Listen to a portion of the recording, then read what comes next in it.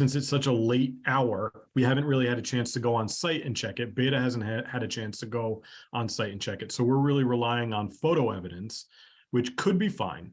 But my recommendation would be, if the board is looking to accept this road or recommend acceptance of this road, to do so, and then not necessarily condition the acceptance, but communicate to the developer or the attorney for the developer or the residents that the work needs to be completed to the satisfaction of an in-person inspection before the bond money is released. And okay, that's got a lot of information. John, who's the right person to do that inspection? Is that Beta or is that the zoning enforcement? Beta's been doing the inspection, and we've also had DPW kind of looking on for their own things. But as many of you now know, John Westling has left. So we do not have a director of DPW anymore at this point. So I think it would really rely heavily on Beta. And to be honest, it should rely on Beta because Beta is the planning board's peer review consultant. The planning board has sole discretion to release this bond money. So it's really the planning board's decision. We just take the DPW's view to make sure that everything is done to the town's satisfaction. But in terms of being done to the plans and to the approval, that would be Beta reviewing. Okay. Phil, I'm going to put you on the spot here. Are you comfortable, based on the photos that you've seen, that they've effectively met the criteria here, or do you think that it would be worthwhile to still schedule a final inspection? I'm much happier with it, seeing the photos. I don't know that there would be much issue.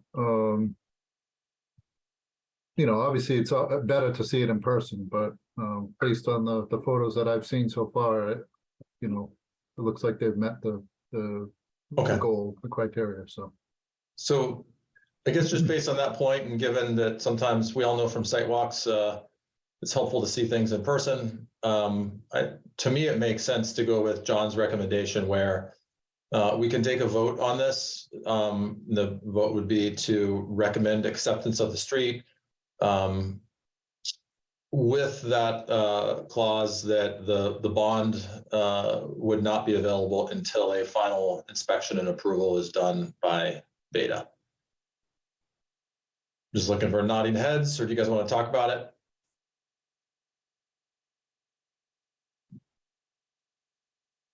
Okay, go ahead, Fran.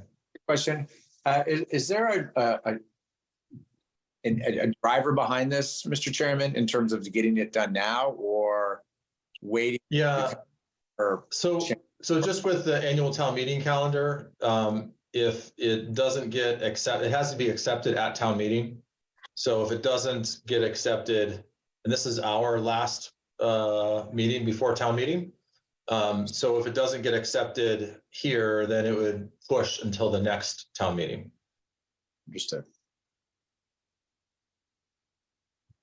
So, yeah, the other thing I think too that John and I talked about this earlier is even these last two remaining changes don't affect the road at all. They have to do with drainage from the road, but that sort of just based on our conversations that eased some concerns. But to my point, if we hold the bond until that final inspection is due, then if for some reason it's not done sufficiently, then there's still an option for us to enforce it to the expectations of our independent review. Thank you. To the applicant, or does that seem like a reasonable option to you? Again, we got a lot of people on tonight, so I'm looking to see. Yeah, question for you. The attorney for the applicant. Yeah, go ahead, Mr. Finnegan. Thank you. Through the chair, this proposal by Mr. Gelchers is acceptable to us. We understand that there needs and appreciate the fact that you want to come out and take a look at it. We are confident that the work is completed and done appropriately, but we will wait to see what the final review and the site visit turns up. And address the issue of the bond at that appropriate time. Okay, thank you. And there was a question from someone. If you can just, for members of the public, I'll go ahead and call a member on public input when we're ready. And just a reminder, if you can start with your name and your address, and then just given a full agenda tonight, we're gonna do our best to stay on time. So please keep your comments or questions to 3 minutes. I think someone had a question. I didn't see who it was though.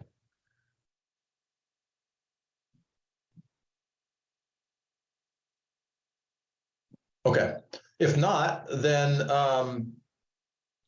I will entertain a motion to recommend acceptance of Fox Hollow Road and that the bond be returned upon, oh, no, John says no. The bond, sorry, through the chair, the bond is a completely separate issue. So that was just kind Got of it. like discussion with the applicant. Yeah, the vote shouldn't involve the bond at all. Okay, thank you. Fran, did you have another thought? No, okay, all right. Then I will entertain a motion to recommend acceptance of Fox Hollow Road. So moved. Second. Okay, any further discussion? Seeing none- Sorry. Oh, Were we Go ahead, going to talk about raising the bond as part of that if it wasn't John had suggested something about raising the bond as well, pending the site visit. So they've already paid the bond.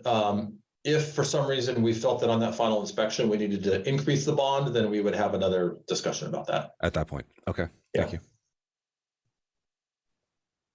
All right, so no further discussion. Mary, how do you vote? Yes. Rob, are you on yet? I'm here. Rob Edson, yes. Fran? Brandy Young, yes. Ron? Ron Pfeiffer, yes. Elise? Yes. Paul? Yes. Matthew? Yes. And Gary is a yes. So we'll go ahead and get that scheduled with Beta. And we always never crazy about doing this stuff last minute. So, but I'm glad we could find a way to get our review of this completed before town meeting next week. Okay, next on our agenda is continued public hearing for citizens petition at Hayward Street and South Street. I know there are a lot of people on tonight, and maybe it's just worth providing a quick update as to where we stand. The applicant has requested to withdraw the citizens petition from town meeting, although it is too late to withdraw it from the town meeting warrant. So the recommendation for us as a board would be to vote and recommend no action. That way we're not having a lot of debate about something that nobody seems to want to move forward at this time. I also want to just make sure everyone's clear that it is not the planning board's jurisdiction to decide whether this zoning change would go through or not. So all we would be voting on is a recommendation for town meeting, and that if something were to change or there were discussion at town meeting, this would still take a 2/3 majority vote in order for that zoning change to occur. So planning board, what I'm going to do is I'm just going to open this up quickly for comments from the planning board. I think in this situation, our pathway is pretty clear on recommending no action. I am going to open it up to the public because just to see if people do want to have something to say. But I really want to encourage people, unless they have some new perspective or something that hasn't been said previously, we don't want to get into a lot of debate about something that the planning board is likely going to recommend no action on. So for members of the planning board, any comments or questions about this and the process?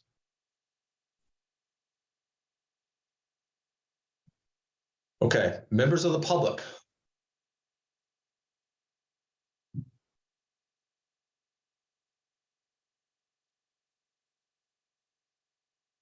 I am not seeing any here. Okay. Oh.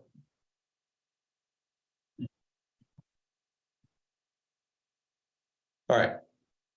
So on that note, I will entertain a motion to recommend no action on the citizens petition for Hayward Street, South Street. So moved. Second, Ron Pfeiffer. Any further discussion? All right, seeing none. Mary, how do you vote? Yes. Rob, Rob Benson, yes. Fran, Randy Young, yes. Ron, Ron Pfeiffer, yes. Elise, Yes. Paul, Yes. Matthew, Yes. and Gary is a yes as well. Just making a quick note here. John, remind me, we have so many hearings tonight. Should we vote to close these hearings as we go, or can we just wait until the end? Since this one is actually a public hearing, should we take a vote now to close it? Yeah, I mean, yeah, you could close it now, or you can wait till the end and close it Yeah. all. I think it's probably cleaner, just do it one at a time. Yeah, let's do it now, and that also just gives us a firm stop on if there were any future discussion or things. And I think that we're best off to close it now. So I'll entertain a motion to close the public hearing for the citizens petition at Hayward Street, South Street. So moved. Second, Ron Pfeiffer. Assuming no further discussion, Mary, how do you vote? Yes.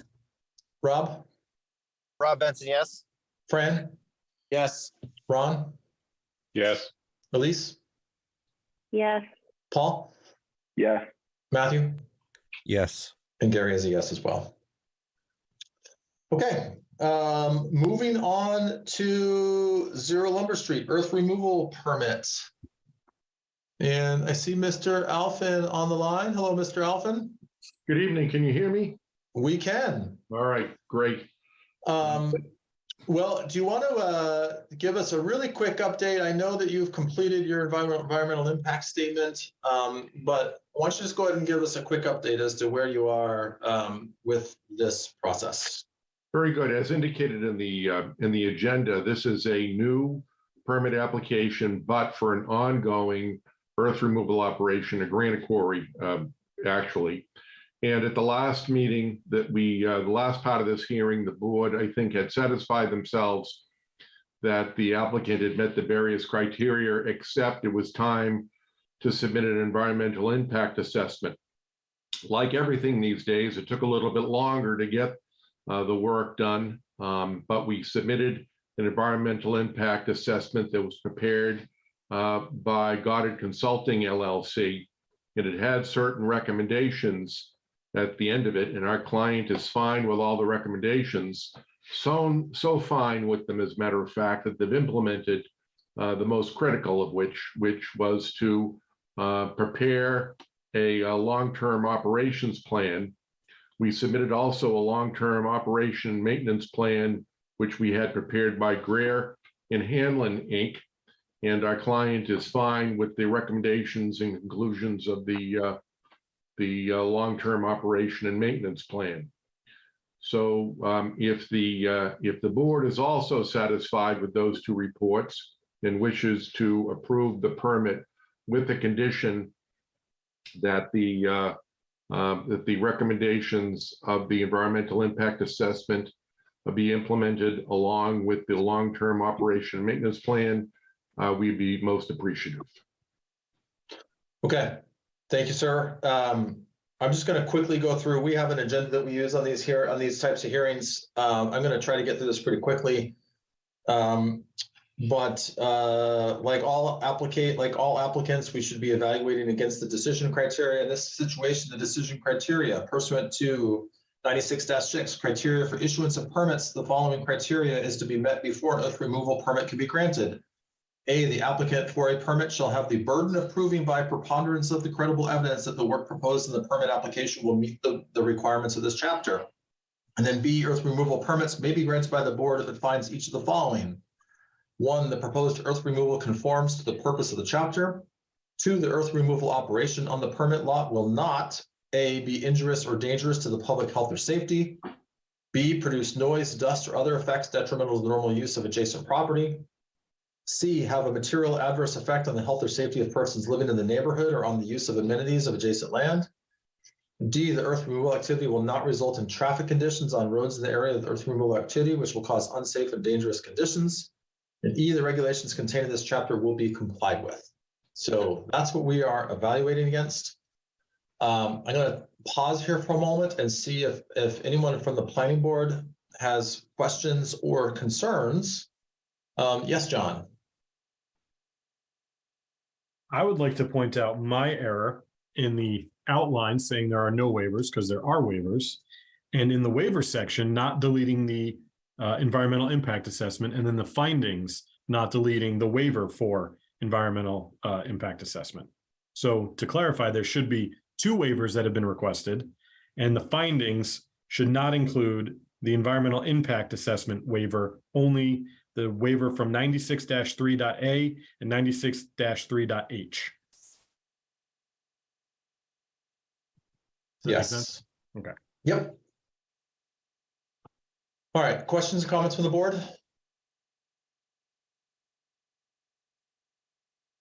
Okay, and you know, I'm going to hold and just call for public comment in a few moments here. To John's point, there are 2 requested waivers. First, from section 96.3.A, grades at the conclusion of the earth removal operation shall not be in excess of 1 foot in vertical rise for every 3 feet of horizontal distance. And then 2, section 96.3.8, a buffer strip of undisturbed land not less than 100 feet wide shall be maintained at all boundaries of the lot, including at street lines on which an earth removal operation occurs. And maybe I can just quickly explain these. The slopes issue is hard to conform to here because it is a quarry. So there are very steep sides, but they are granite.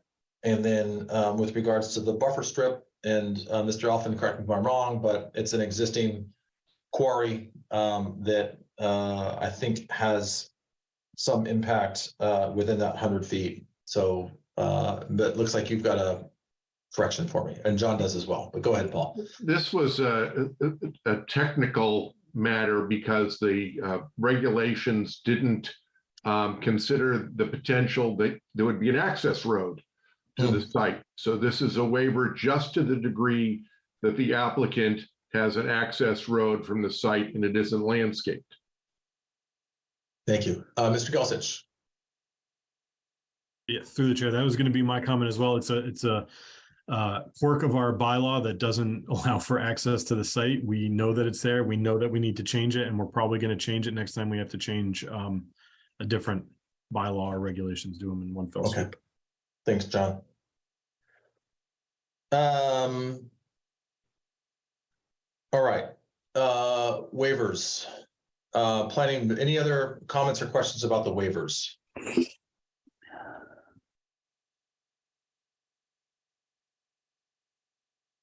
All right, so any questions from the public about the waivers? And if not, then I think we can go ahead and take a vote on the waivers. So I'll entertain a motion to accept the waivers the 2 waivers as previously read aloud by the chair. So moved. Mary Larson Marlowe. Second, Ron Prefer. Any further discussion? Seeing none, Mary, how do you vote? Mary Larson Marlowe, yes. Rob? Rob Benson, yes. Fran? Yes. Ron? Yes. Elise? Yes. Paul? Yes. Matthew? Yes. And Gary is a yes as well. On the findings, so we have slightly modified findings here. The proposed earth removal activities conform to the provisions of Chapter 96 of the General Bylaws of Hopkinton. 2, that all applicable criteria and standards set forth in the earth removal chapter Chapter 96, specifically section 96.6, criteria for issuance of permits have been satisfied.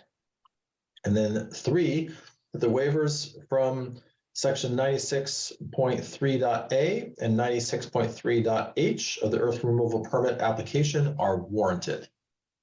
From a findings perspective, is there anything else that we want to capture here?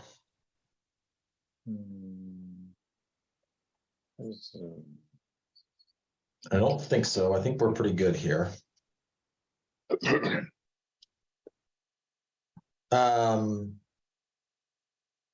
Okay, so I think we're good with our findings. Next on our agenda is the conditions.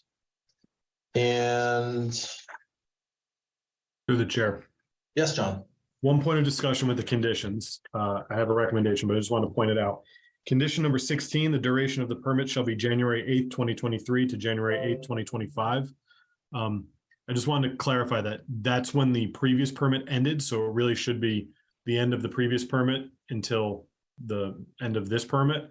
There shouldn't be a gap between January 8th and April 24th because they've already applied, so they're through that. So I think this permit would retroactively begin January 8th of 2023. Okay. Even though it's a new permit and they haven't done any work at the site. Well, we don't know if they've done work. Okay, but if they have, then they don't have a permit to do so. I believe they would be captured under the previous permit since they have already applied and they've met that requirement to apply by the deadline. But I think just for consistency's sake, the start of the permit should be January 8th because that would be the end of the previous permit. Mr. Alphen, is that satisfactory to you? Whatever procedure requirement the board would like is fine with us. Okay. All right, so my favorite part, I'm required to read these conditions aloud. There's a couple pages worth, so I'm gonna do this pretty quickly. I'll start with a number, and if you have a question, you can either interrupt me or you can refer back to it at the end. So proposed conditions, number 1, the applicant shall maintain and periodically monitor the detention basin on the property in order to ensure it continues to be in good working order. 2, a permanent fence shall be maintained around the perimeter of the quarry, steel posts and cables with wire mesh. 3, all equipment shall be screened from view from the road. 4, proper and reasonable surface drainage shall be maintained at all times. There shall be no siltation, sedimentation, or pollution of Echo Lake or the land owned by Milford Water Company surrounding it. 5, at the conclusion of the operation of expiration of the permit, the whole area shall be covered with not less than 8 inches of loam and seeded with a suitable cover crop, except where ledge rock is exposed in the quarry itself. And all large stones and boulders which protrude above the finished grade shall be removed. 6, no debris or material shall be dumped into the quarry. 7, the hours of hauling on the public ways shall be limited to between hours of 7 a.m. to 4:30 p.m. Monday through Friday. Extreme caution and slow rate of speed shall be exercised on the secondary streets due to an increased number of homes in the area. Maximum of 3 loads per day may be removed traveling Lumber Street in either direction. 8, the hours of operation of the site shall be 7 a.m. to 5:30 p.m. Monday through Friday and 8 a.m. to 5:30 p.m. on Saturday. The diamond wire saw may be operated beyond these hours. May be operated beyond these hours unless a complaint is received by the planning board. If the planning board receives a complaint relative to Saturday hours, the hours of operation on Saturday shall be changed to 8 a.m. to 1 p.m. If complaints are received relative to the use of the diamond wire saw beyond the regular hours of operation, there shall be no further use of the saw beyond those hours. Use of a fuel and air torch is prohibited. 9, the period of quarry operation shall be from February 15th through November 30th each year. If the planning board receives a complaint relative to Saturday hours and hours are limited, the operation shall be permitted year-round without such restrictions. 10, the following truck routes shall be used when going to and from the site. The vehicle operator shall give due consideration to school bus traffic at all times. From Lumber Street to Granite Street to Hayden Row and south on Hayden Row, to north on Hayden Row to Granite Street to Lumber Street. Then from Lumber Street southerly into Milford, or to Lumber Street northerly from Milford to the quarry. 11, the removal operation shall be restricted to the area shown on the plan entitled Updated Existing Conditions and Proposed Quarry, prepared by Guerrier and Halnan Incorporated dated November 4th, 2022. 12, the applicant shall maintain the security of the area during periods when the quarry is not operated by means of a proper gate. During operational hours, a cable across the entrance will be acceptable. 13, the applicant shall post a bond or make a deposit with the town in the amount of $12,000 to guarantee conformity with the provisions of the conditions of the permit. This guarantee is not required in addition to existing guarantee that was required as part of the initial issuance of the permit, with the exception of being if the initial guarantee has expired or otherwise been expended by the town. The guarantee shall be deposited with the town prior to commencement of operations of the permit. The town may use the bond or deposit in the event the applicant does not comply with all the terms and conditions of the permit and complete all the restoration in a manner satisfactory to the board and in accordance with the permit. Significant public safety hazards exist which will not be addressed by the applicant, or material environmental impact has resulted from the earth removal activity and remediation will not be addressed by the applicant in a manner satisfactory to the board. 14, in the event that any permit conditions are not faithfully observed and performed, the board shall have the authority to revoke the permit at any time in accordance with the provisions of the earth removal bylaw. 15, the permit is not assignable. 16, the duration of the permit shall be January 8, 2023 to January 8, 2025. 17, monitor stormwater runoff and pumping operations from any renewed quarry operations to ensure that all silt-laden runoff is directed into the sedimentation basin. 18, conduct periodic inspections and actively maintain the sedimentation basin to ensure that it is functioning properly and to remove and legally dispose of accumulated sediments as needed to maintain capacity and designed infiltration rates. 19, allow town inspectors to periodically enter the site to verify the sedimentation basin is functioning and is being actively monitored. Fran, Mr. Chair, do we do any, is there a condition, maybe this is for the principal planner, conditions for noise? I mean, this is a quarry, I don't know if there's any blasting or anything like that. I just wanted to bring it up. there is one condition, and it basically says that as long as there aren't any complaints, that they can operate during those hours. So I think that the idea is to use the slightly more restrictive hours to manage against that. And if there's a complaint, then We'll address. Okay. is that Yeah, I think, reasonable? I think that works. If there's, the complaint umbrella covers a lot, I think. Yeah, and I think it's also worth noting too that, and granted, things can change, but this is generally a inactive site. So it doesn't mean we should assume that moving forward, but I think that an active quarry is the exception rather than the norm. Very good. Thank you. Any other questions or comments about the proposed conditions?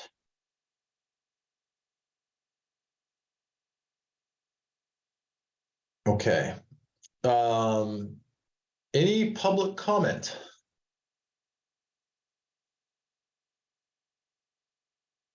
Not seeing any public comment. Okay. Well, in that case, I think we are ready for a vote. So first, let's vote on the findings. So I'll entertain a motion that the board accept and approve the findings as previously read aloud. So moved. Mary Larson Marlowe. Second, Ron Prefer. Assuming no further discussion, Mary, how do you vote? Yes. Rob? Rob Benson, yes. Fran? Fran?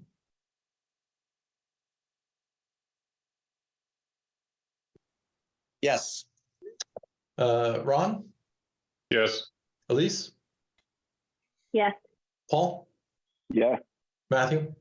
Yes. And Gary is a yes. So we can move forward with a vote on approval. So I will entertain a motion that the board approves the earth removal permit with the conditions previously read aloud by the chair. So moved. Mary Larson Marlowe. Second, Ron Prefer. Any further discussion? All right, seeing none. Mary, how do you vote? Yes. Rob? Rob Benson, yes. Fran? Yes. Ron? Yes. Elise? Yes. Paul? Yeah. Matthew? Yes. Gary is a yes as well. So it's unanimous, 8-0. Lastly, I'll entertain a motion to close the public hearing for 0 Lumber Street. So moved. Second. Assuming no further discussion, Mary, how do you vote? Yes. Rob, Rob Benson, yes. Fran, Yes. Ron, Yes. Elise, yes, Paul, Yeah. Matthew, Yes. and Gary is a yes as well. Mr. Alphen, thank you. Thank you very much. We'll see you in less than 2 years. All right, and we'll see you in the end of 2024. Thank you. All right. We've already voted to continue the public hearing for 28 Lumber. So that takes us to 86 Elm Street. And we've also already voted to open the new public hearing. So I see Mr. Dryden on the line here. Good evening, Mr. Dryden. Evening all. All right. Mr. Dryden, do you want to give us an update on to how things are progressing from your end? Happy to do that. For the record, Mike Dryden, Senior Project Manager, Allen Engineering. Probably just good to recap the last meeting quickly that was held, I believe, on March the 20th. Can everyone hear me okay? Great. So there were a couple of items that were outstanding at the last meeting, one of which was the zoning opinion. There was some discussion whether or not the agricultural district to the west actually touched our site. We did get a written opinion via email from the building commissioner on March 29th that we have applied the appropriate setback of 40 feet. 60 feet does not apply. The second item was word from Mr. Westerling, which I was surprised to hear that he's departed, but he did, before he left, apparently just in time, give us approval of the calculation that we had provided. We received an email from him on April 20th that he is satisfied. The third item, of course, was the area of disturbance. And we were, all along here have been saying that we were under an acre. Beta was not comfortable with that. Several board members were not comfortable with that. There was a lengthy discussion. So we agreed to just file the stormwater permit. So that was filed on March 31st, simultaneously with the final revision of the site plan. And then on 4/10, we received, I believe, the fourth correspondence from Beta, which covers both the site plan review and the newly submitted stormwater permit. And I believe that we have adequately satisfied all the outstanding items. I do want to point out that subsequent to all of this, most recently, the health department reissued their correspondence that was issued back in December. They essentially reissued their same letter. And apparently they just had never seen the initial response. We had addressed this some time ago. So I did have a call with Sean McAuliffe, and he since drafted an email to Mr. Gelsich indicating that he was okay with everything. Finally, we received Conservation Commission approval on April 10th. So with that, Mr. Chairman, I believe that we have crossed the T's and dotted the I's on everything to date. Happy to answer any questions you may have.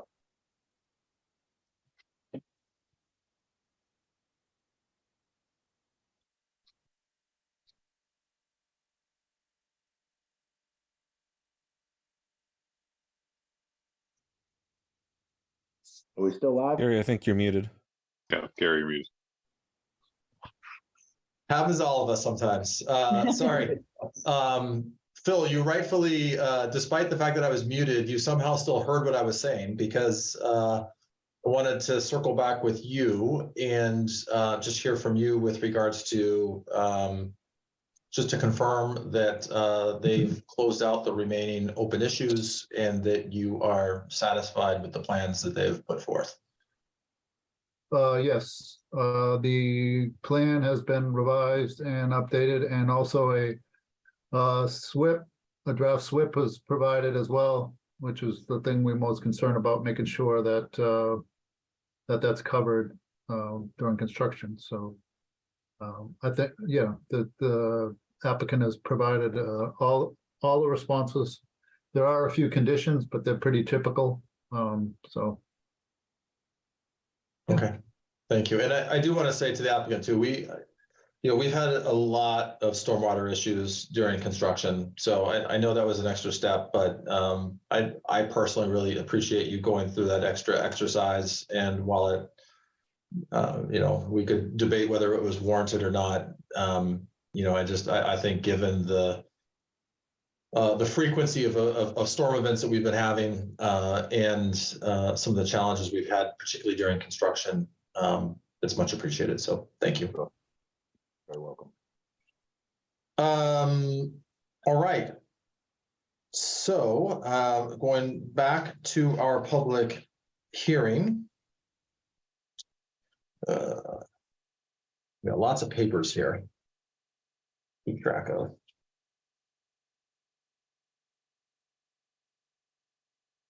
of. So decision criteria.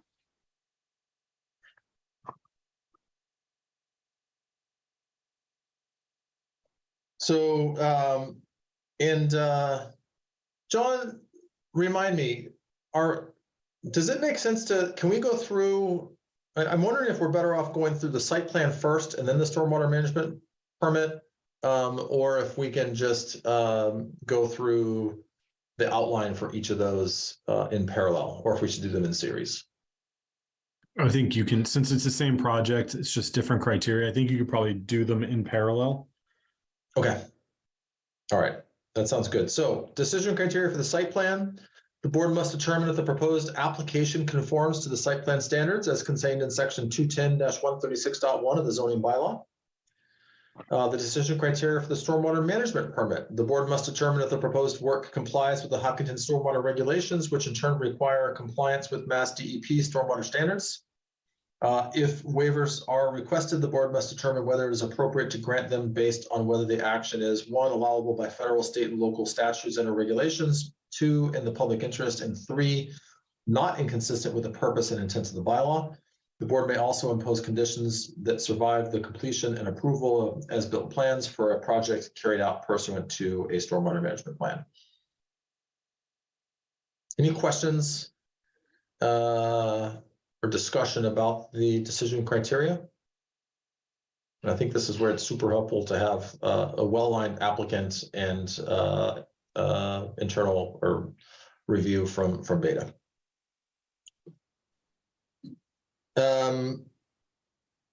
All right, waivers. There are a couple of waivers requested.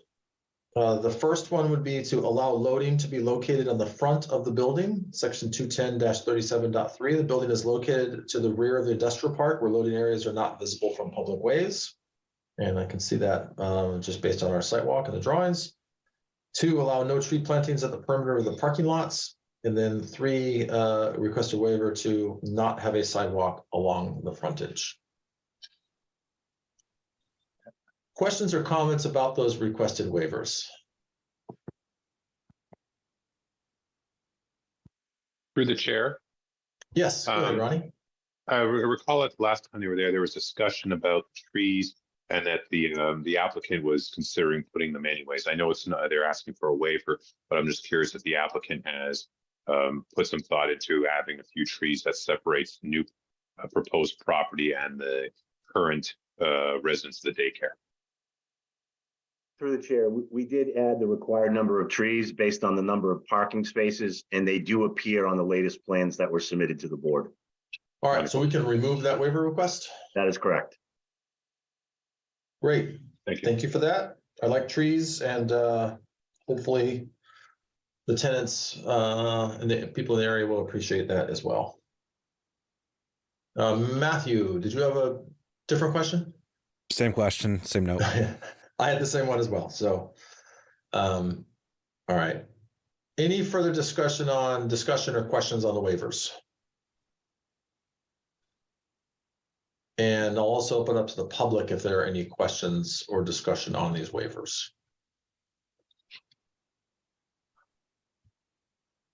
I think just so that folks are reminded, sidewalks, given there aren't other sidewalks down in that part of the industrial park,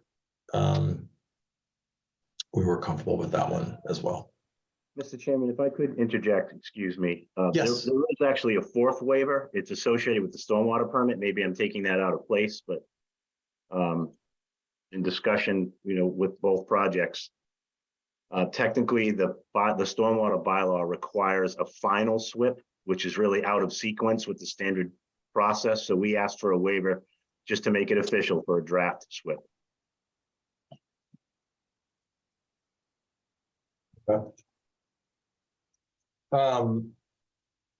Mr. Gelsich, is that in line with what we've done elsewhere? I believe it is, and I think, let me just check. I put a condition in. It says a signed copy of the stormwater pollution prevention plan, the SWIP, shall be provided to the board prior to the building permit. Per section 6.0.k.2, the SWIP must include the signed notice of intent and approval letter. Thank you. Where am I not seeing that? There's two sets of conditions, one for the site plan and one for the stormwater management permit. This is a condition of the stormwater management permit, not the site plan. So it should be page 30, section 5.10.2.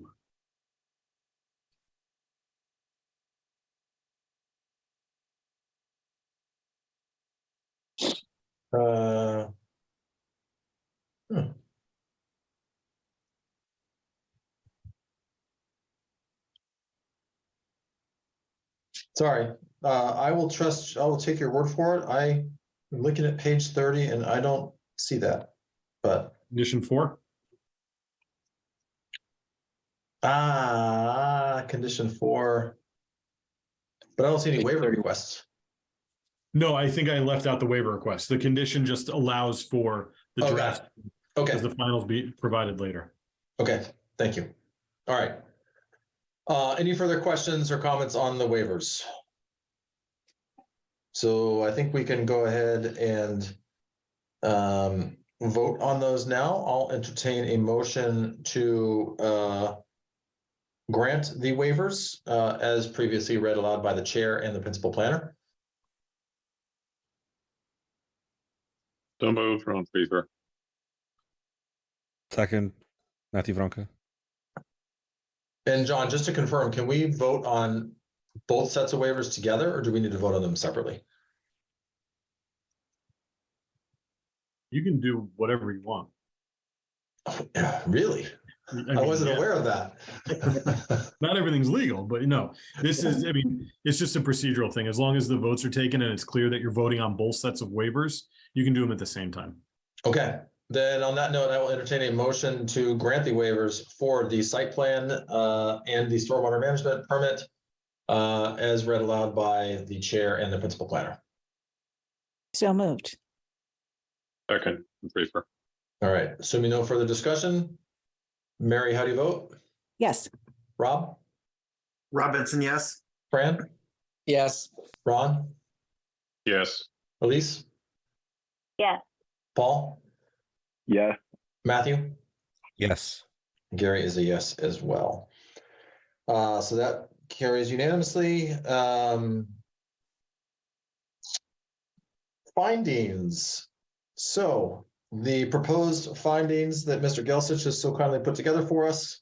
Through the chair. Number one, the proposed major project site plan conforms to the site plan standards as described in section 210-136.1 of the zoning bylaws. 2, the subject site is located within an existing industrial commercial park. 3 does not apply because there are waivers. The next one, the applicant is proposing 11 off-street parking spaces, one of which will be designated as ADA accessible. 5, access to the subject site within the larger industrial commercial park will be provided via a 24-foot wide driveway between 86 Elm Street and 88C Elm Street.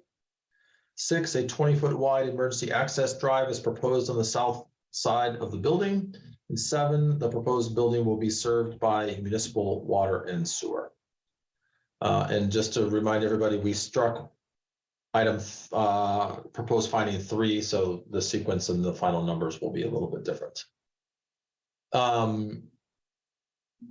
Is there anything else we want to capture in the findings? And I'm just thinking through it, the stormwater management plan, that's, I don't think we need to address that here.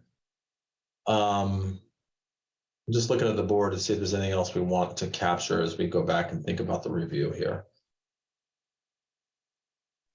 Like, Mr. Chairman, what do you think in anything in particular, or just?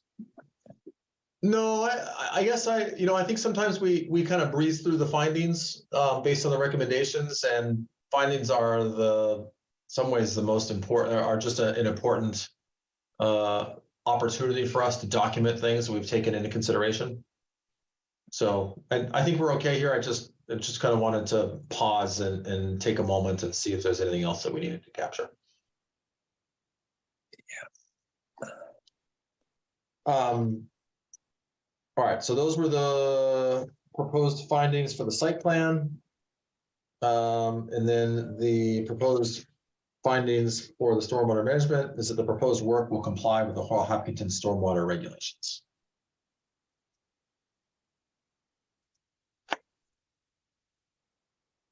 Okay, so I think we are good there. Conditions. I'll start with the proposed conditions for the site plan. And again, I'm going to read these aloud. So number 1, after finding that it was in the public interest and not inconsistent with the intent and purpose of the site plan standards, the planning board waives strict compliance with the following provisions. The waivers of the provisions allow the construction of the development as shown in the approved plans. And that's with the waivers that were previously granted as read aloud by the chair. 2, the director of municipal inspections inspects projects under construction for compliance with the approved decision of the site plan review. This includes the driveway, roadway, and infrastructure construction shown in the plan, if applicable. If the director of municipal inspections determines at any time before or during construction that a registered professional engineer or other such outside professional is required to assist with the inspection of the stormwater management system or any other component of the site plan, the applicant shall be responsible for the costs of those inspections. 3, all construction activities shall adhere to the applicable local, state, and federal law and regulations regarding noise, vibration, dust, sedimentation, and the use of interference with or blocking of town roads. 4, the applicant shall be responsible for mitigating all construction-related impact, including erosion, siltation, and dust control. The applicant shall maintain all portions of any public ways used for construction access free of soil, mud, or debris deposited due to use by construction vehicles associated with the project, and shall regularly sweep such areas as directed by the director of municipal inspections in consultation with the DPW director. 5, the applicant shall regularly remove construction trash and debris from the site in accordance with good construction practice and the construction management plan. No tree stumps, demolition material, trash, or debris shall be burned or buried on the site. 6, all exterior lighting within the development project, whether shown in the approved site plan or required by Mass State Building Code, shall be shielded, directed downward and not upward or outward, and shall not spill onto the adjacent property.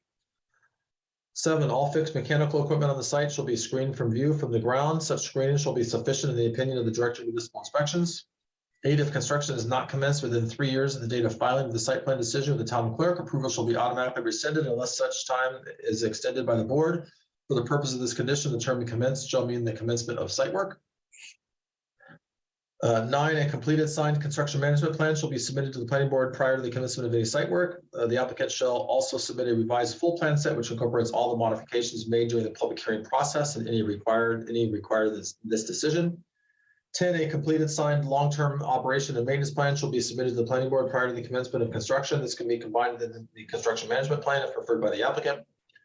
11, erosion and sedimentation control measures shall be implemented during the construction period in accordance with the approved site plan and the construction management plan. If they are found to be inadequate, the applicant shall immediately correct any deficiencies. 12, the planning board shall receive a sign-off confirming that the site contractor and miniature subcontractors will receive the construction management plan prior to the commencement of any site work. 13, construction may occur only between the hours of 7 a.m. and 7 p.m. Monday through Friday, and Saturdays between 8 a.m. and 4 p.m. pursuant to Chapter 141, Article I of the Town of Hopkinton General Bylaws. 14, the applicant shall submit final as-built plans to the planning board prior to the issuance of a certificate of occupancy. The applicant developer shall provide the principal planner with a project point of contact and contact information prior to the issuance of a building permit. This point of contact information shall be kept current through the correspondence to the principal planner until the final certificate of occupancy is issued or construction is otherwise considered complete. Questions, comments, or updates to those conditions? All right, I am gonna go ahead and you know what? Mr. Gelsich, would you be willing to read aloud the proposed conditions for the stormwater management permit? Sure. Before I do that, would you want to vote on the site plan since all of the items for the site plan have been read and discussed? Or do you Good want me to suggestion. read? Yep. Yeah, I'm okay with that. Before I do though, any final public comment or comments from the planning board before we vote on the site plan?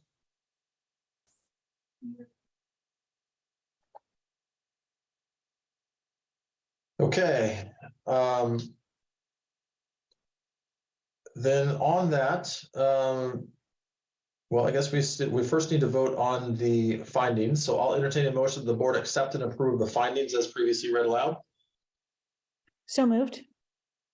Second. Any discussion on those findings? Seeing none, Mary, how do you vote? Yes. Rob? Rob Benson, yes. Fran? Yes. Ron? Yes. Elise? Yes. Paul? Yeah. Matthew? Yes. Gary is a yes, that carries unanimously. And then I will entertain a motion that the board approve the minor project site plan with the conditions as they were previously read aloud by the chair. So moved. Second. Any further discussion? Seeing none, Mary, how do you vote? Yes. Rob? Rob Benson, yes. Fran? Yes. Ron? Yes. Elise? Yes. Paul? Yeah. Matthew? Yes. And Gary is a yes as well. All right, let's move. I'm just gonna close them out together when we finish up the site plan or the stormwater management plan. So let's move back to the proposed conditions for the stormwater management permit. Mr. Gelsich? Conditions. 1, all erosion and sediment control shall comply with the following performance criteria. A, minimize total area of disturbance and protect natural features in soil. B, sequence activities to minimize simultaneous areas of disturbance. Mass clearing and grading of the entire site shall be avoided. C, minimize peak rate of runoff in accordance with the Massachusetts stormwater standards. D, minimize soil erosion and control sedimentation during construction, provided that prevention of erosion is preferred over sedimentation control. Divert uncontaminated water around disturbed areas. E, maximize groundwater recharge. F, install and maintain all erosion and sediment control measures in accordance with the manufacturer's specifications and good engineering practices. G, prevent off-site transport of sediment.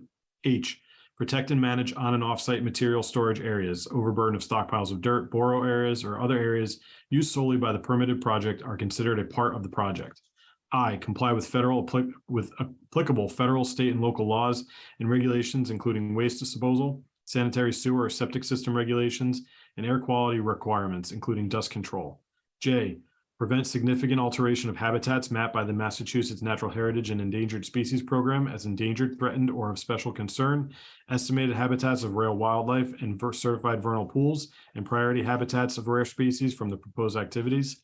K, institute interim and permanent stabilization measures which shall be instituted on a disturbed area as soon as practicable, but no more than 14 days after construction activity has temporarily or permanently ceased on that portion of the site.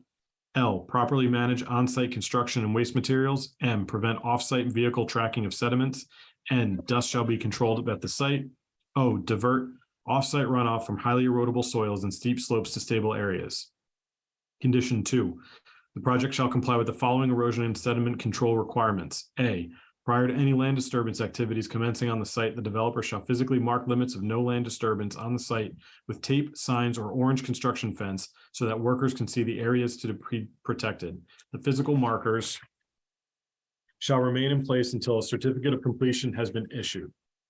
Appropriate erosion and sediment control measures shall be installed prior to soil disturbance. Measures shall be taken to control erosion within the project area. Sediment and runoff water shall be trapped and retained within the project area. Wetland areas and surface water shall be protected from sediment. C, sediment shall be removed once the volume reaches quarter to half the height of a hay bale. Sediment shall be removed from the silt fence prior to reaching the load-bearing capacity of the silt fence, which may be lower than 1/4 to 1/2 of the height. D, sediment from sediment traps or sedimentation ponds shall be removed when design capacity has been reduced by 50%. E, soil stockpiles must be stabilized or covered at the end of each workday. Stockpile side slopes should not be greater than 2 to 1. All stockpiles shall be surrounded by sediment controls.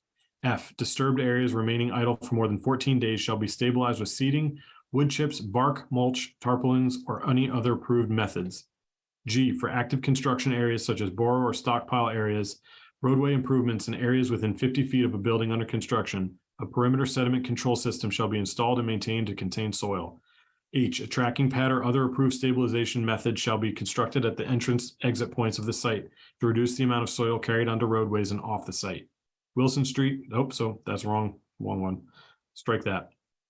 Permanent seeding shall be, I, permanent seeding shall be undertaken in the spring from March through May and in late summer and early fall from August to October 15. During the peak summer months and in the fall after October 15, when seeding is found to be impractical, appropriate temporary stabilization measures shall be applied. Permanent seeding may be undertaken during the summer if plans provide for adequate mulching and watering.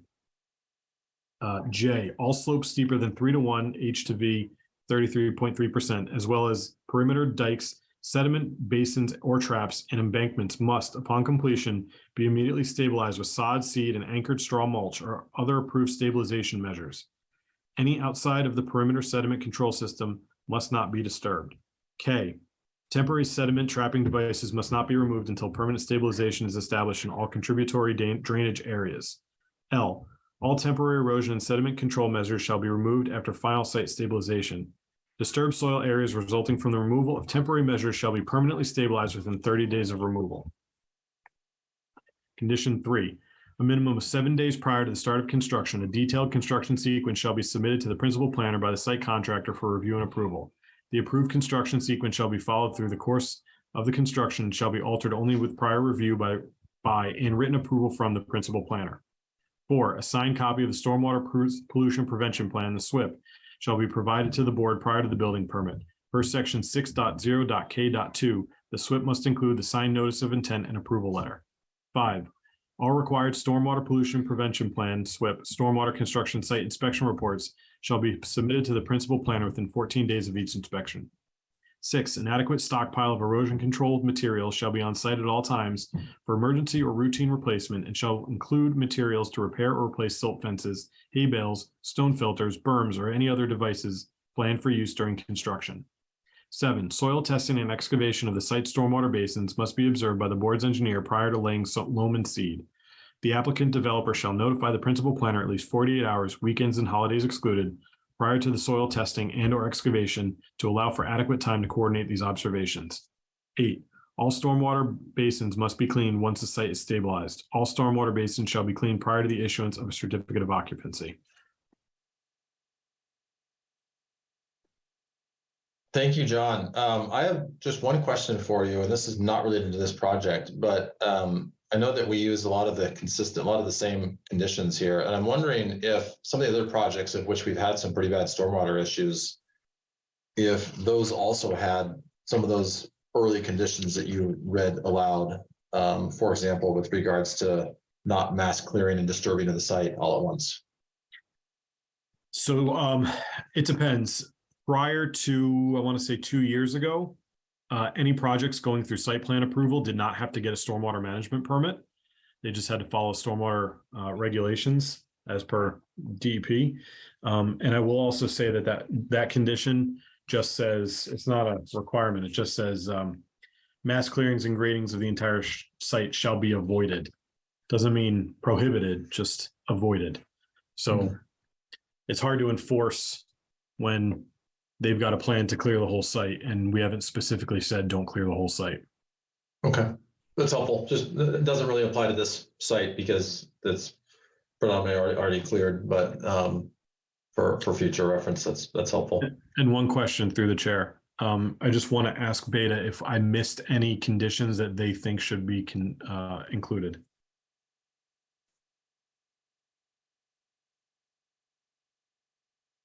No, I think you got them all. All right. Thank you, Phil. Any other questions or comments from the board? Fran? Nope, I'm good, Mr. Chair. All right. And applicant, I'm assuming, is okay with those conditions as well? Yes. Okay. Then on that note, we'll go ahead and, again, like we did on the previous one, we can vote on the findings first. So I'll entertain a motion that the board accept and approve the findings as previously read aloud by the chair. So moved, Mary Larson Marlowe. Second, Ron Pfeiffer. Any further discussion? Seeing none, Mary, how do you vote? Mary Larson Marlowe, yes. Rob? Rob Benson, yes. Fran? Yes. Ron? Yes. Elise? Yes. Paul? Yes. Matthew? Yes. And Gary is a yes as well. Moving on to approval with conditions. I will entertain a motion that the board approve the stormwater management permit with the conditions that were previously read aloud by the principal planner. So moved, Mary Larson Marlowe. Second, Ron Pfeiffer. Any further discussion? Seeing none, Mary, how do you vote? Mary Larson Marlowe, yes. Rob? Rob Benson, yes. Fran? Yes. Ron? Ron Pfeiffer, yes. Elise? Yes. Paul? Yes. Matthew? Yes. Gary is a yes as well. So that passes unanimously. And at this point, I will entertain a motion to close both public hearings for the site plan and the stormwater management plan for 86 Elm Street. So moved, Mary Larson Marlowe. Second, Ron Pfeiffer. Assuming no further discussion, Mary, how do you vote? Yes. Rob? Rob Benson, yes. Fran? Yes. Jane? I'm sorry, Jane's not here. Ron? Ron Pfeiffer, yes. Elise? Yes. Paul? Yes. Matthew? Yes. And Gary is a yes. So thank you to the applicant, Michael and Mr. Slots. I always mispronounce your name, Mr. Slotsky.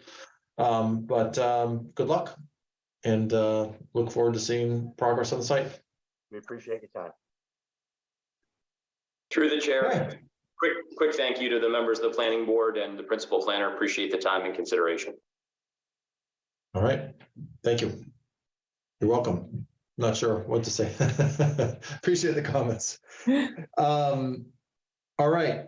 Let's move on to 17 Pratt Way, pickleball tennis courts over on off of Fruit Street. Mr. Leonard, how are you? I am fine, thank you. How are you, Mr. Chairman, members of the board? Can you hear me okay? Yes, we can. Good. We've been proceeding to address the comments as raised by Beta in their report from the last meeting.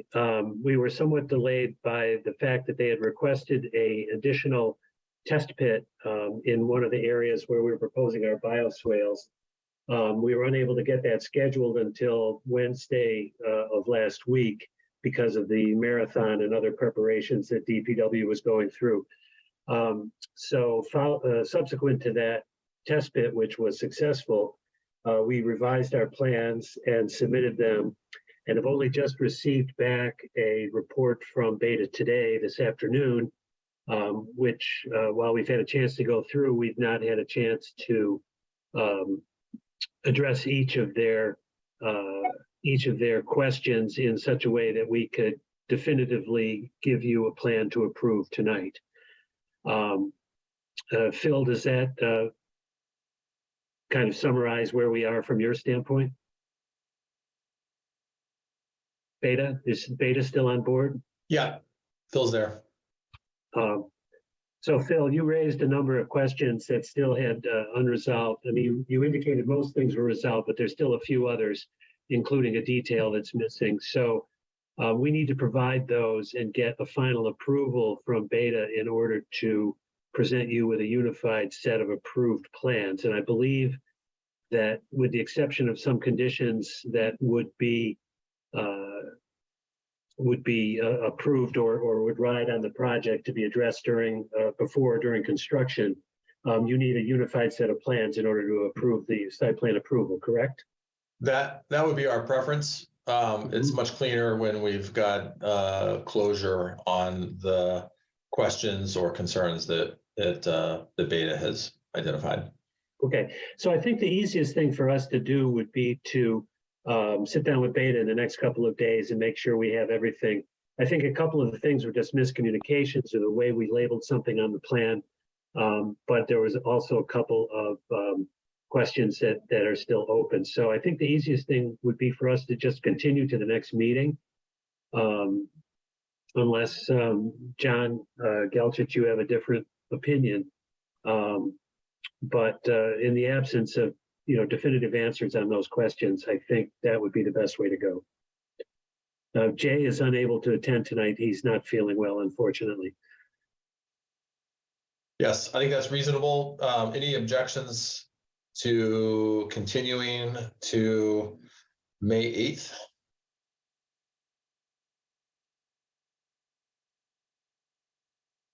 All right.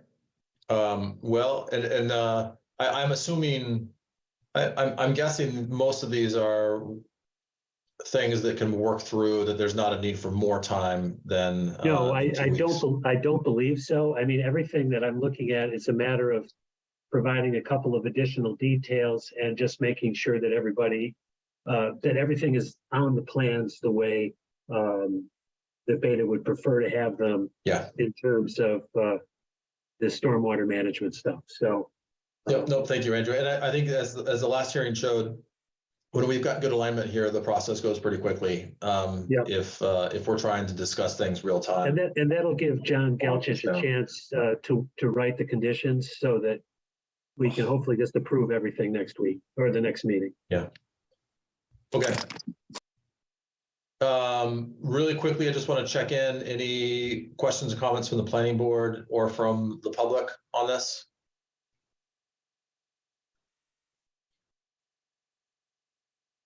All right. Then on that note, I will entertain a motion to continue this public hearing to May 8th, 2023. So moved. Mary Larson Marlowe. Second, Ron Pfeiffer. Assuming no further discussion, Mary, how do you vote? Yes. Rob? Rob Benson, yes. Fran? Yes. Ron? Yes. Elise? Yes. Paul? Yeah. Matthew? Yes. And Gary is a yes as well. Andrew, thank you. Appreciate your Thank you. willingness to work through this, and we'll see you in 2 weeks. Oh, Great. Thank John. you very John much. has a quick comment. Hang on one Yeah, second. before you leave, since this is a minor site plan, the decision is due May 4th. So we need to extend that deadline as well. I knew it. All Already right. had you on the first vote. Can we could just do that via separate vote, correct? Yes. All right. So and we're going to go 7 days after, so it'd be May 15th.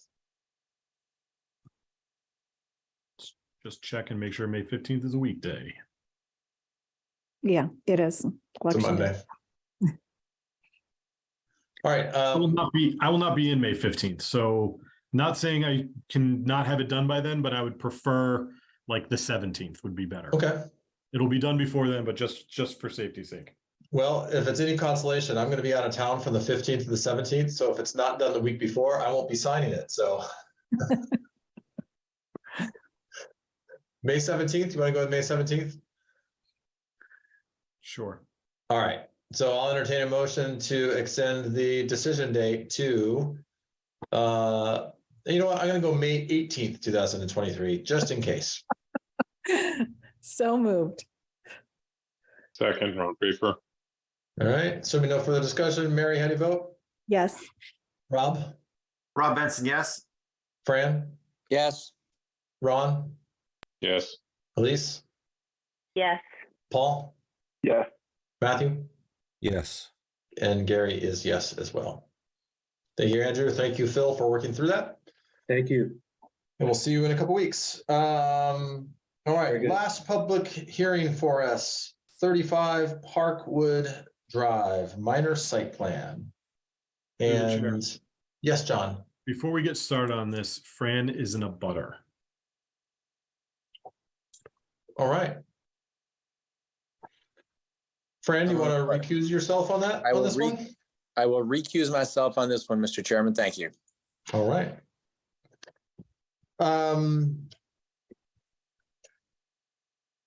Do we have the applicant on here? I see a few people that just came off of, turn the cameras on, so thank you.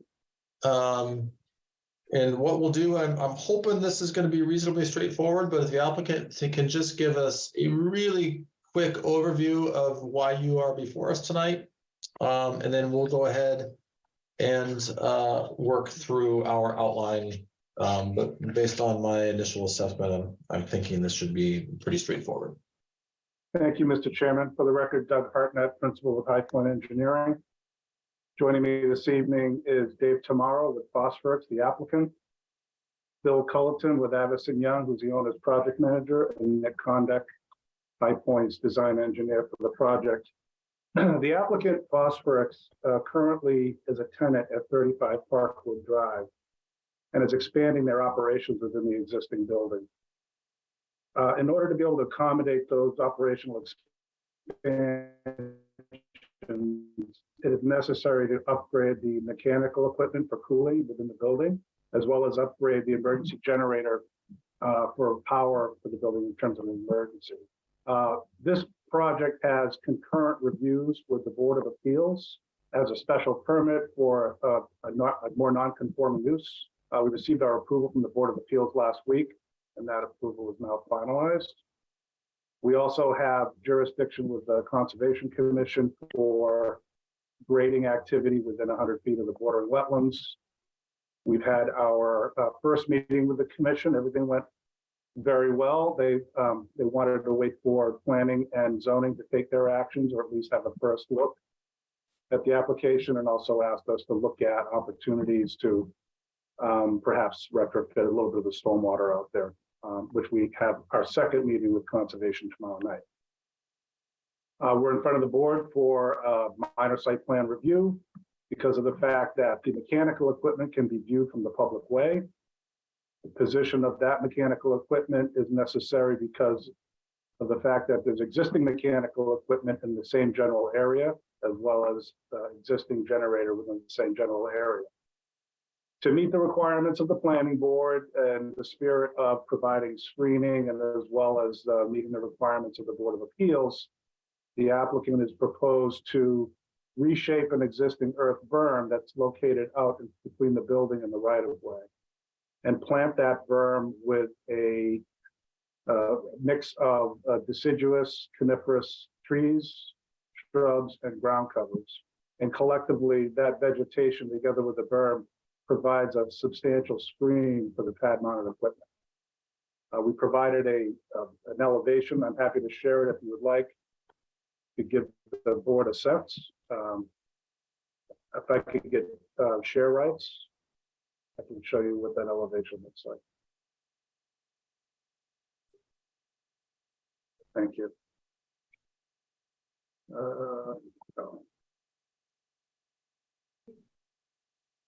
And so this is the picture on the left is the view from the street today.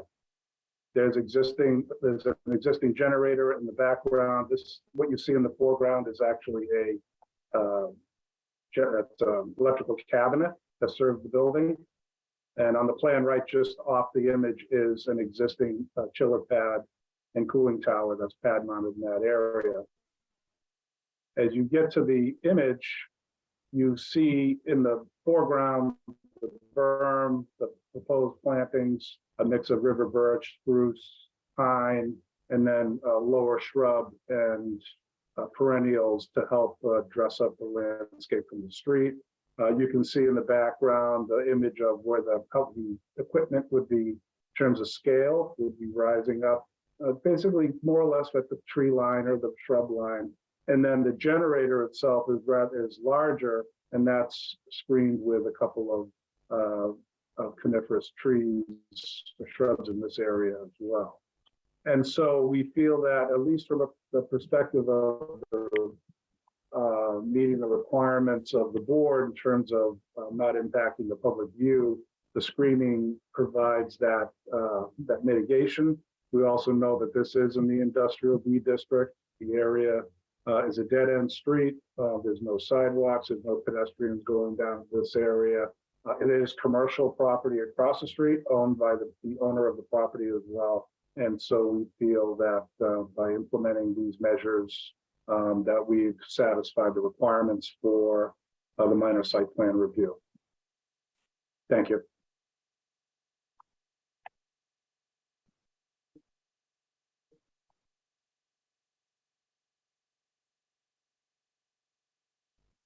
Gary, you're on mute.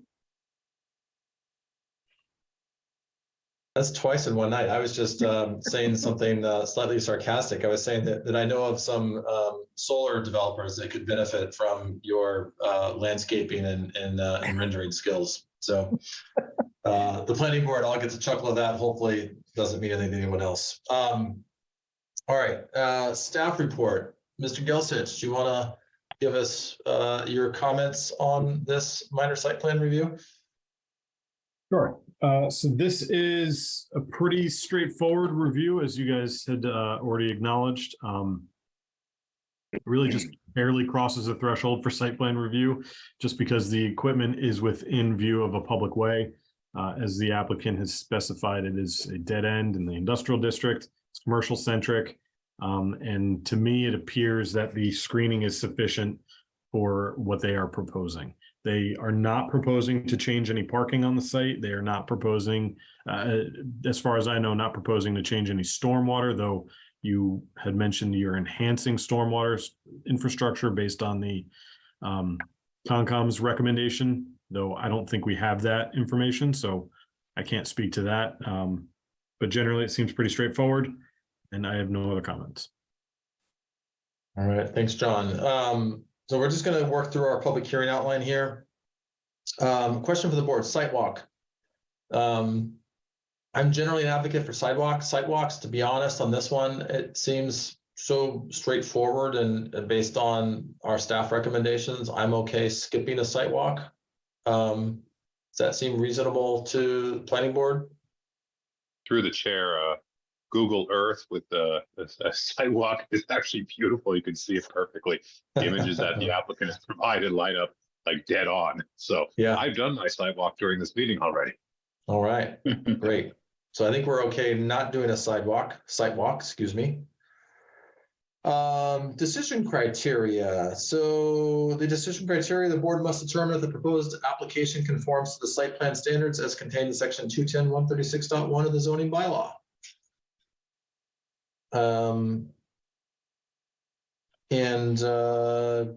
Really quickly, maybe we'll just use this as an opportunity to discuss as a board based on what the applicant has shown. Any questions or concerns with regards to how their proposal conforms to the site plan standards?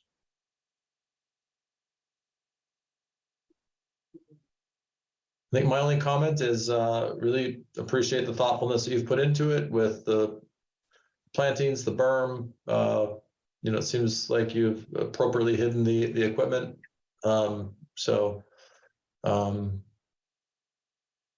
Looks pretty good to me. One question that I have, is there any noise generated from the equipment? I mean, the generator could make some noise, but I'm curious if there's any, if you have any comments on that. Speaking for the applicant, first of all, the generator isn't run all the time, obviously. The only time the generator will run is during testing. Typically, they'll test the generators usually once a month, I think, once every 2 weeks. And it's only for perhaps a 5-minute period. The generators run on natural gas, not run on fuel or anything to that effect. As for the pad-mounted HVAC equipment, there's an existing cooling tower out there today. It's been in operation. That was built some time ago. I suspect that the mechanical equipment now, the acoustic standards for dampening are much more stringent for the equipment, and I would expect that that would be no louder than what's already out there today. Okay. Thank you. Appreciate that. Matthew?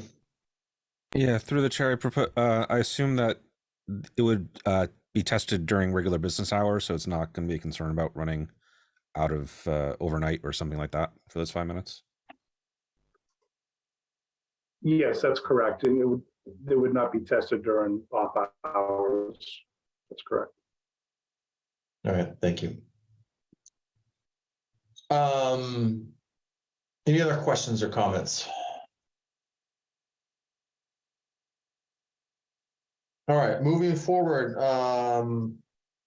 waivers. The only requested waiver here is 210.136.1.m, sidewalks along the frontage, and no sidewalks today for, again, given what they're proposing here, I think that's a reasonable one. Any questions or comments on the requested waiver for sidewalks?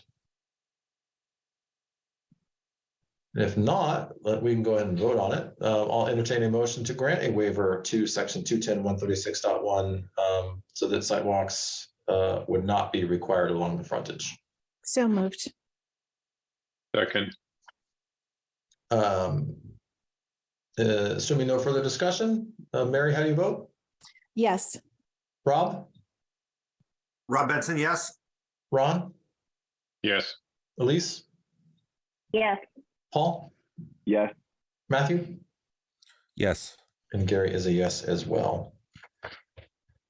Findings. So the proposed findings, number one, the proposed minor project site plan conforms to the site plan standards as described in section 210.136.1 of the zoning bylaws. 2, the proposed project is not anticipated to adversely affect the current conditions on the site related to parking, traffic and access, or stormwater management. Seems pretty straightforward to me. Any discussion, questions, comments on the proposed findings?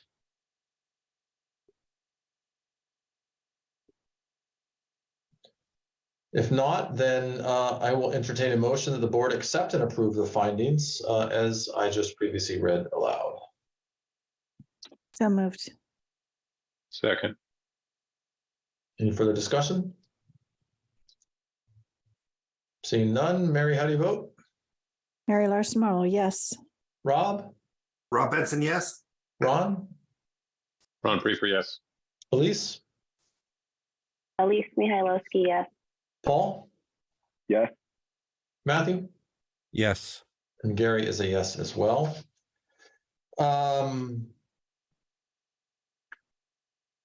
Conditions. So I'll quickly read through these proposed conditions, and then we'll take a moment to process and consider anything additional.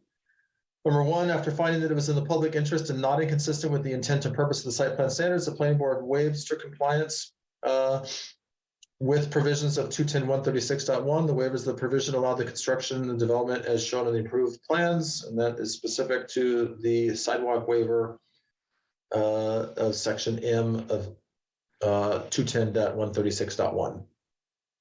2, the Director of Municipal Inspections inspects projects under construction for compliance with the approved decision of site plan review. This includes the driveway, roadway, and infrastructure construction shown on the plan if applicable. If the Director of Municipal Inspections determines at any time before or during construction that a registered professional engineer or other such outside professional is required to assist with the inspections of the stormwater management system or any other component of the site plan, the applicant shall be responsible for the cost of those inspections. 3, all construction activities shall adhere to applicable local, state, and federal laws and regulations regarding noise, vibration, dust, sedimentation, and the use of, interference with, or blocking of town roads. 4, the applicant shall be responsible for mitigating all construction-related impacts, including erosions, siltation, and dust control. The applicant shall maintain all portions of any public way used for construction access free of soil, mud, or debris deposited due to use by construction vehicles associated with the project and shall regularly sweep such areas as directed by the Director of Municipal Inspections in consultation with the DPW Director. 5, the applicant shall regularly remove construction trash and debris from the site in accordance with good construction practice and the construction management plan. No tree stumps, demolition material, trash, or debris shall be burned or buried on the site. 6, all exterior lighting within development project, whether shown in the approved site plan or required by Massachusetts State Building Code, shall be shielded, directed downward and not upward or outward, and shall not spill onto adjacent property. 7, all fixed mechanical equipment on the site shall be screened from view from the ground. Such screening shall be sufficient in the opinion of the Director of Municipal Inspections. That's a big part of why we're here tonight. If construction is not commenced within 3 years of the date of filing the site plan decision with the town clerk, approval shall be automatically rescinded unless such time is extended by the board. For the purpose of this condition, the term commenced shall mean commencement of site work. 9, construction may occur only between the hours of 7 a.m. and 7 p.m. Monday through Friday, and Saturdays between 8 a.m. and 4 p.m. pursuant to Chapter 141, Article I of the Town of Hopkins General Bylaws. 10, the applicant shall submit final as-built plans to the planning board prior to the issuance of certificate of occupancy. 11, the applicant developer shall provide the principal planner with a project point of contact and contact information prior to the issuance of building permit. This point of contact information shall be kept current through correspondence to the principal planner until the final certificate of occupancy is issued or construction is otherwise considered complete.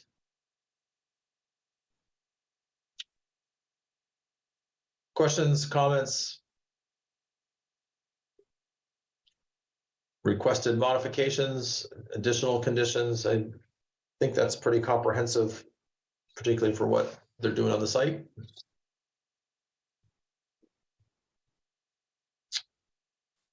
Okay.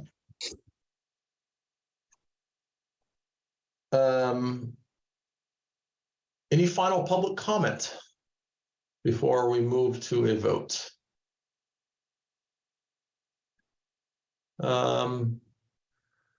Fran has his hand raised, so I'm assuming Fran is going to speak as a member of the public here. That is So correct. Fran, if you just want to state your full name and address, Yep. just Fran DeYoung, 3 Doyle Lane.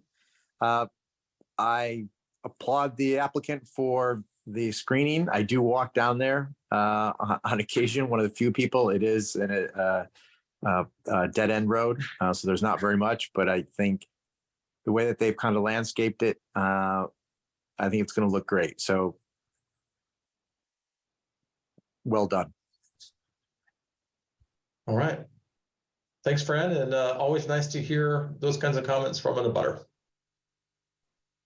All right, so on that note, we've already voted on the findings, we voted on the waivers. I will entertain a motion that the board approve the minor project site plan with the conditions previously read aloud by the chair. So moved. Second. Any final discussion? Seeing none. Mary, how do you vote? Mary Larson Marlowe, yes. Rob? Rob Benson, yes. Ron? Ron Pfeiffer, yes. Elise? Elise, yes. Paul? Yes. Matthew? Yes. And Gary is a yes as well. So that motion carries unanimously. Thank you to the applicant. Looks like appreciate the work up front and the comprehensiveness. And it's nice when we can move through things as quickly that feel like they're well thought out, well designed. So thank you. Thank you, Mr. Chairman. Thank you. Board members. Have a good evening. We just need to close the hearing. So I'll entertain a motion to close the public hearing for 35 Parkwood Drive. So moved. Second. Assuming no further discussion, Mary, how do you vote? Mary Larson Marlowe, yes. Rob? Rob Benson, yes. Ron? Ron Pfeiffer, yes. Elise?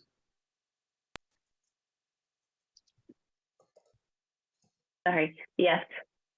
Paul? Yeah. Matthew? Yes. Gary is a yes as well. Last one, Steph, thank you for sending out the minutes from March 6th and March 20th this afternoon. Just want to check, did people have a chance to look through them? I know that coming through on Monday, sometimes people have more or less time. I'm seeing people nodding their heads. Yes. Any suggested edits or changes to them? Seeing none, I will entertain a motion to accept the meeting minutes from March 6th and March 20th, 2023. So moved. Second. Assuming no further discussion, Mary, how do you vote? Yes. Rob? Rob Benson, yes. Fran? Randy Young, yes. Ron? Ron Pfeiffer, yes. Elise? Elise, yes. Paul? Yeah. Matthew? Yes. And Gary is a yes as well.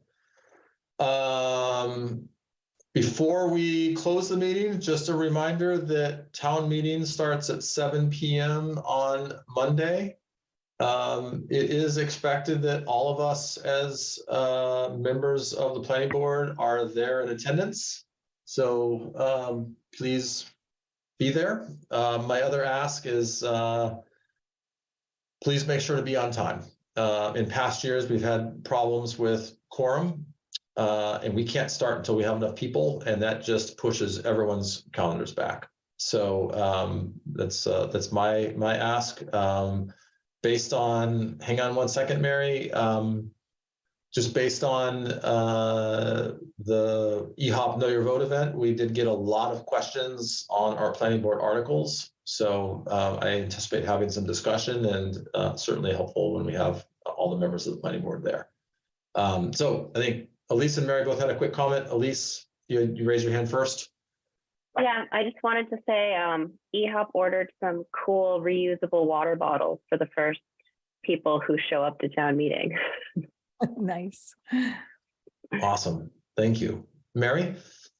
I am going on a trip and I will not be back until Wednesday of next week. So if all goes well with my flight, I can show up on Wednesday when probably our articles will be on the agenda. So, but otherwise, sorry, I'll be with you in spirit.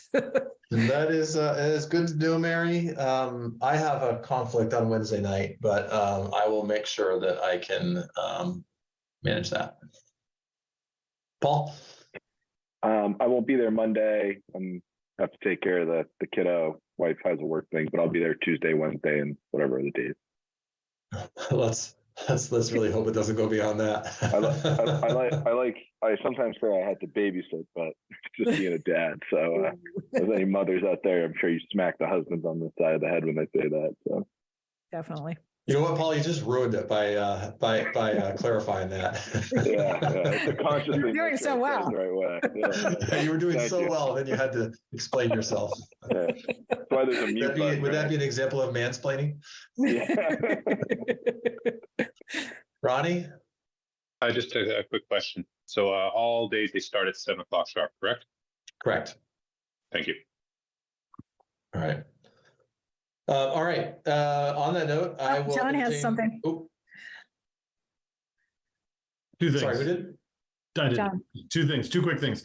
I just want to point out we got 5 decisions in less than 2 hours today. So awesome job, everybody. Great work. And then something that will hopefully make Zoom meetings a little bit easier. I noticed people are struggling to unmute themselves. If you've got Zoom as like the focused app or window, you can just hold down the space bar and it unmutes you while you hold down the space bar, and then you can let go and it mutes you again. Oh, wow. Magic. Doesn't seem to work on the Linux app. for I what it's see worth. Ronnie's testing it. Well, I I just just figured tested it it might too. help because it helps me sometimes. That is very useful information. I appreciate it. Yes, absolutely. IT tip of the day. Thanks, John. Very nice. Because you nice- ended the nice meeting so quickly, I had to give you a little something. All right. I will entertain a motion to adjourn. Oh, so moved. Are Second. you going to second it, Ron? I was You forgot to It hit did the work space that bar. It's like we don't know what to do with ourselves. We finished so efficiently tonight. We're just incompetent. Point of order, we should be If voting only on town meeting was going to go this efficiently. Yeah, all right. I see a hand raised from iPhone 5. Hello. Hi, my name's Darren Bonanno. I think this meeting probably isn't the correct meeting to address this. I live at 27 Kimball Road.